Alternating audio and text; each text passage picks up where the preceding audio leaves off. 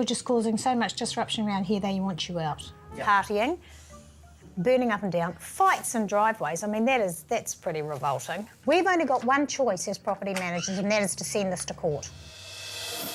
We're going to head off over to a property over in Western Heights. We've got a girl over there who is continuing to think that she can disturb the neighbours with parties all the time. She's been warned twice now, so it's time to go and pay her a visit. OK, guys, see you soon. If Sue's little visit isn't enough to convince the tenant to shape up, she'll have no option but to take her to the tenancy tribunal and pursue an eviction, a process which Sue is hoping to avoid. State of the lawns, Godfather. Hello, darling. How's it going? We need to talk. Yeah.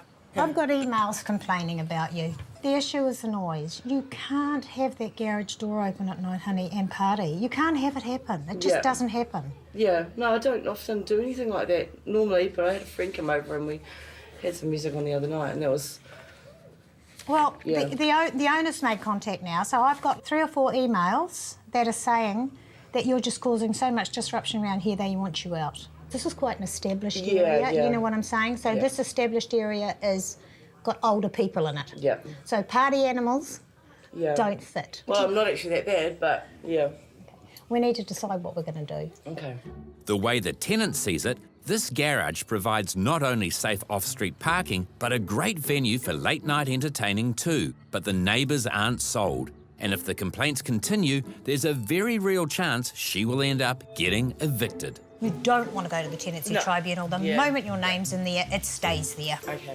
But the tenant is quite keen on the area and thinks her neighbours are overreacting. Sue gives her a week's grace to think things over properly and hopefully stave off court proceedings. At the end of the day, she has to do the right thing. I have to do the right thing by my owners and by the neighbours. Sue is still getting it in the ear from the noisy tenant's fed-up neighbours. I've since had about 3 more emails, probably 10 phone calls, saying that she's at it again and she's using the road as their own personal speedway. The continuing complaints from the neighbours means Sue has no choice but to take more definitive action. She's going to be given 2 choices.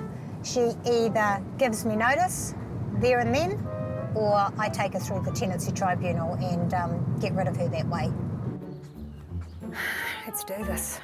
This time the tenant has brought along a support person. So Sue explains to both of them what the neighbours are still having issues with and what has to happen now. They don't want people in their area partying, burning up and down, fights in driveways. I mean, that's pretty revolting. We need to know what we're going to do because this is not going to go away. We've only got one choice as property managers, and that is to send this to court. If you don't want to give notice, which you don't, do you want to give notice? No. OK, so our only choice of action is to take this to tenancy tribunal. But she isn't going to give up the garage that easily and has decided to fight for her right to party in court. I have played the music loud, but not, excessively loud in my eyes anyway. So we'll file it, and then you're going to need to have a fairly good, strong argument to stay here. Yeah. No, I hear what you're saying. Do you understand that? Yeah, definitely. I think the complaints have been overboard. Yeah. Thanks, hon. See you later. Okay. Yeah, hopefully it's fair anyway, because, I want to be pushed out. Sue can only put the evidence she has before the court and let the tribunal decide. Frustratingly for Sue, the tenant is allowed to stay, but subject to a good behaviour bond. She'll need to pull up her socks and keep the garage door down. Hey, if she does what she has to do and doesn't disturb the neighbours, I will be her best friend. But as soon as she doesn't, that's it. But now, in a twist of fate, the neighbours and Sue may finally be able to rest easy. The owner of the property is keen to move back in, so the tenant has to move out anyway. So the owner is coming back to live in his property, so we have given her 42 days' notice to vacate, which I am extremely happy about, might I add. And I'm just going over now to do the final and see how the property has been left, because the owner's furniture truck turns up at 9 o'clock in the morning. My expectations are incredibly low. Hello. Sue meets the tenant at the garage where the partying occurred, and her expectations are sadly met. Exactly Exactly. And this is just this bit. The owner is expecting to come home to an empty, clean house and isn't going to be jumping for joy when faced with this. I've had to do everything myself, and it's really hard. Honey, you've had 42 days to do this. Yeah. You need to get all the stuff out today. Nothing has been moved out, just sort of scattered around. And now Sue has to put on another kind of hat, personal problem solver. Okay, all right.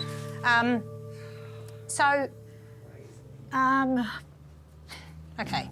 Like many people, the tenant has found packing up an overwhelming task and has left it to the last minute. Luckily, Sue's seen this before and knows how to get things done. It'll be okay. Okay, thanks. All right. Yeah. Yeah, I've been stressing so much. Everything's just gone all at once, even. Oh, honey, I've seen worse. 100% worse. All right? But the main issue is getting this place 100% clean and tidy before the owner arrives in the morning. Do you want me to get cleaners in? Do you want me to get a quote? Yeah, that'll be good. Perfect idea. Okay. Yeah. Okay? She's agreed to get some cleaners in, so they're going to come in after hours. We'll get it all cleaned up. They'll be here, 4 of them for a few hours. And they'll make it beautiful and sparkly clean. And we'll have a nice, clean, tidy house to give over. Okay.